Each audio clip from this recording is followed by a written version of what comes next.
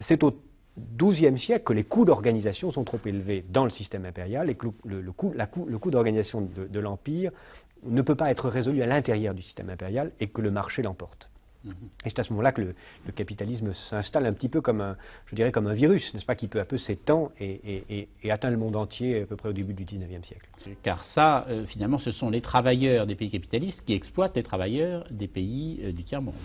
D'abord, c'est la loi du capitalisme, disons du système industriel, qui exploite les travailleurs des pays capitalistes et ensemble qui exploite les pays non capitalistes, c'est-à-dire le tiers-monde, qui vivent, nous vivons tous, de l'exploitation et de la misère des 4/5e du monde.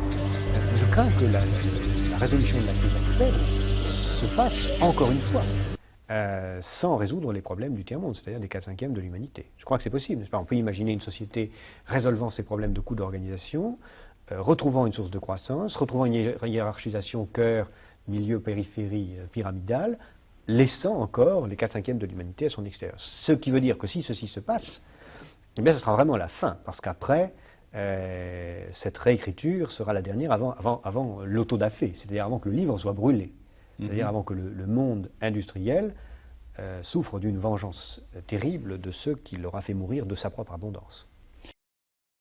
I tell you next time, and do not forget, you have never watched this video.